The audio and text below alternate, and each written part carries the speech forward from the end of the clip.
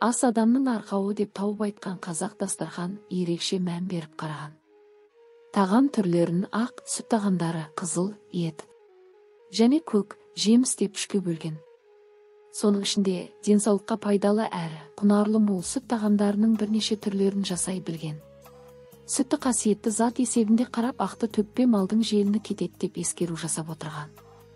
Қазақтың құрт, ірімшік, ежігей тағы сол сияқты сүт тағамдары басқа елдерде өте жоғары бағаланады.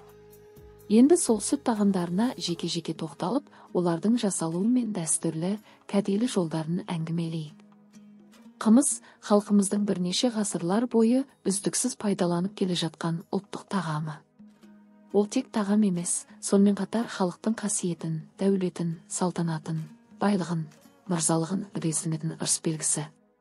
Басқа тағамдарға қарағанда қымызды дайындаудың әдіс, тәсілдері, салт дәстүрлері, ырымдар мен кәде жоралары көп.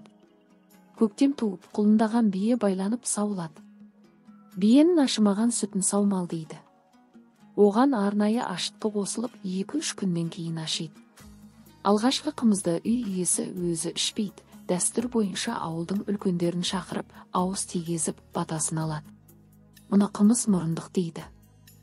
Дайындау әдісіне, қасиетіне, сапасына және сақтау уақытына байланысты халқымыз қымызды бірнеше түрге бөледі. Және олардың әр түрін жылқы жасы атауымен атайды. Уыз қымыз биені алғаш байлап жаңадан ашытылған қою қымыз. Бал қымыз жылқының сүр қазысын қосып әбден бабына келтіріп пісілген қымыз. Бұл басқа қымызға қарағанда сары әрі қою, дәмді, жұғымды, тұщы болады. Құнан қымыз 2 түн сақталған, толық ашыған қымыз. Дөнен қымыз 3 түн сақталған өте күшті қымыз. Бесті қымыз 4 түн сақталып ашуы әбден жеткен қымыз. Мұнымен қатар шөп буыны қатып күзде саулатын қымызды сары қымыз дейді. Мұның қуаты күшті әрі емдік қасиеті де жоғарылай түседі.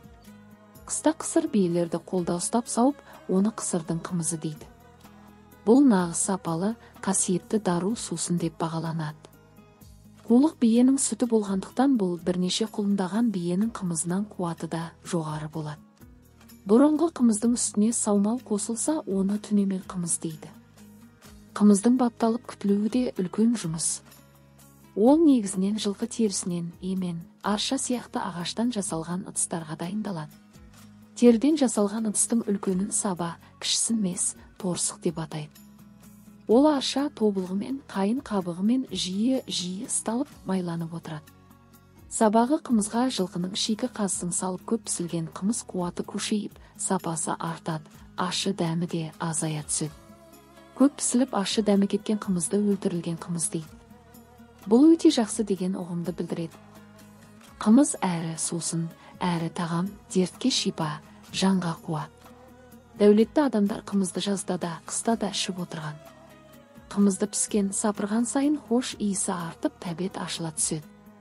Қымыз ыдыстары да бөлек ұсталып, оны қымыз шара, қымыз аяқ, қымыз ожау деп қастерлеп айтады.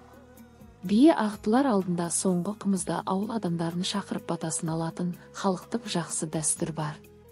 Мұны сірге жияр деп атайды. Бұл қымыз елдің шипалы сусыны, азығы ғана емес мақтанышы мен салтанаты да болған.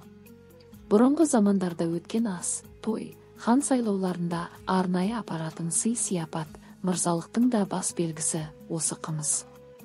Бұған келген мырзалар мен байлардың, жақсылардың қай дәрежеде келгені осы қымыз бен сойыс мөлшерлерімен есептелген.